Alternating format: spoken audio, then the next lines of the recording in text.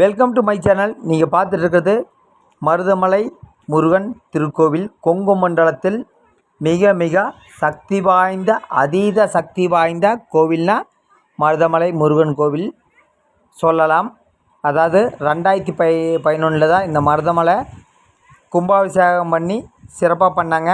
முதலமைச்சர் புரட்சி தலைவி முன்னாள் முதல்வர் அவர்கள் கும்பாபிஷேகம் பண்ணதுக்கப்புறம் அந்த கோபுரம் கட்டினாங்க.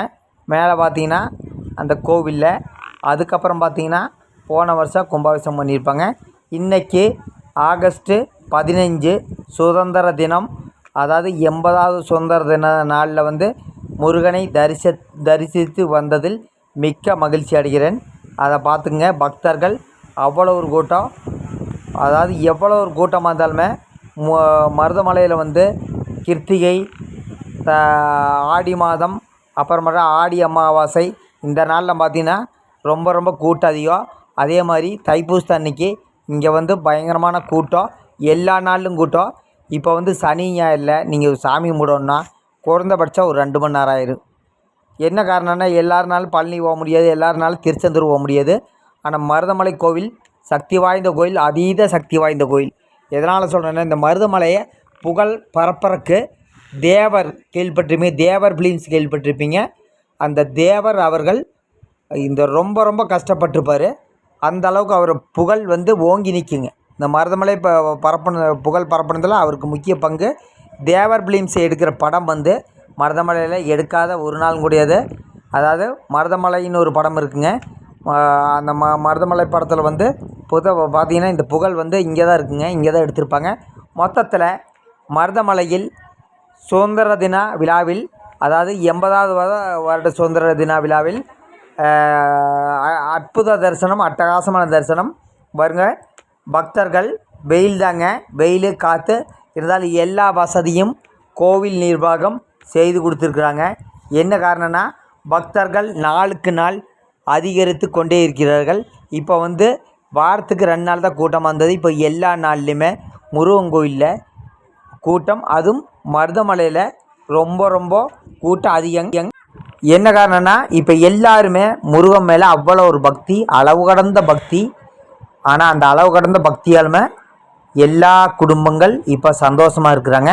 முருகனை கும்பிட்டீங்கன்னா நீங்கள் எப்பவுமே ரொம்ப மனசுக்கு திரகாத்தம் சந்தோஷமாக இருக்கும். பக்தர்கள் நடந்து வந்துட்டுக்கிறாங்க. அதாவது சுமார் இது எடுக்கப்பட்ட டைம் பார்த்திங்கன்னா மதியம் 1 மணி அளவு. அப்போவே பக்தர்கள் எவ்வளோ கூட்டத்திலிருந்து நடந்து வந்துட்டுக்கிறாங்க பாருங்க. மருதமலைகள் திருப்பணிகள் நடைபெற்று கொண்டு வருகிறது. என்ன திருப்பணினா, அதாவது பெரிய சிலை ஒன்று நிறுவப்படுகிறது. அதுக்குண்டான வேலை தான் மருதமலையில். நீங்கள் இப்போ அங்கே போனீங்கனாலே உங்களுக்கு தெரியும். நான் அதை வீடியோ எடுக்கல. மொத்தத்தில் இடும்பன் சன்னதி, அதுக்கப்புறம் பார்த்தீங்கன்னா பாம்பாண்டி சித்தர் குகை நிறைய இருக்குதுங்க. என்னோடய வரலாறுலாம் இந்த ஒரு 6 நிமிஷம் வீடியோவில் நாம் சொன்னால் பத்தாது. மருதமலை சென்றால் மனக்கவலை தீரும், மருதாசலன் இருக்க மனக்கவலை ஏதுன்ட்டு வாசகமே இருக்குது. நீங்கள் மருதமலைக்கு ஒரு டைம் போயிட்டு வாங்க, எங்கே இருந்தாலும் போயிட்டு வாங்க. அதான் அந்த அளவுக்கு ஒரு சக்தி வாய்ந்த தெய்வம். அதாவது மருதமலையில் கிட்டத்தட்ட சுமார் 1600லேருந்து 1800 படிக்கட்டு இருக்குங்க. அப்ராக்சிமேட்டாக தான் சொன்னாங்க. உடனே கமெண்ட் பண்ணிடாதீங்க. நான் படி எண்ணி பார்த்துட்டு போகவில்லை.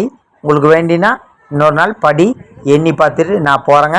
மருதாசலன் இருக்க மனக்கவலை எதுக்கு? இந்த மருதமலையில் புதுசாக பெற்றுள்ள புதிய சிலை, முருகன் சிலை பாருங்க. உள்ள கண்ணாடிக்குள்ளே எப்படி ஃபோட்டோ எடுத்து குடும்பமாக ஃபோட்டோ எடுத்து சந்தோஷத்தை வெளிப்படுத்தியிருக்கிறாங்க. மேலே பாருங்க ஃபுல்லாக கண்ணாடி. அப்புறம் பார்த்திங்கன்னா சேவல், உள்ளே பார்த்தா முருகனோட சிலை. அட்டகாசமான ஒரு இதுங்க. சூப்பராக முன்னாடி புதுசாக நிறுவப்பட்டுள்ள ஒரு இது. மொத்தத்தில் மருதமலை நான் இன்று சென்று அட்டகாசமான அற்புதமான சிறந்த தரிசனம்.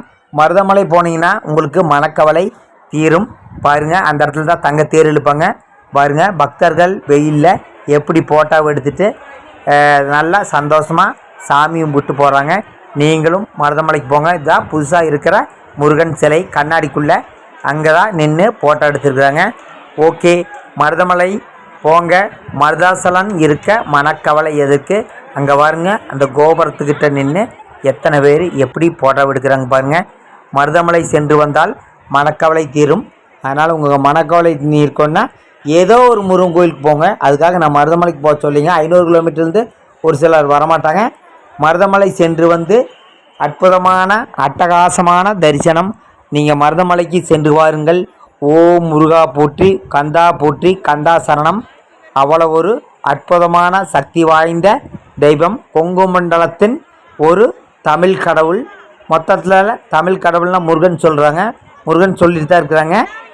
அதனால் மருதமலையில் அற்புதமான அதீதமான சக்தி உள்ள தெய்வம்னா அது நம்ம முருகன் தான்.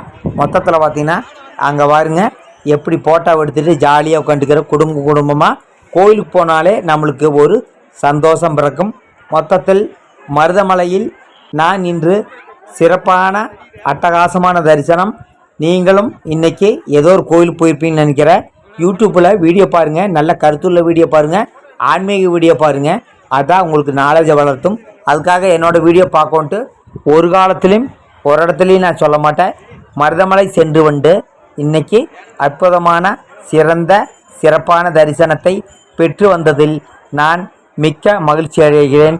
முருகனின் சன்னதியில் பாதத்தை தொட்டு இன்று அற்புதமான ஆனந்தமான தரிசனம்.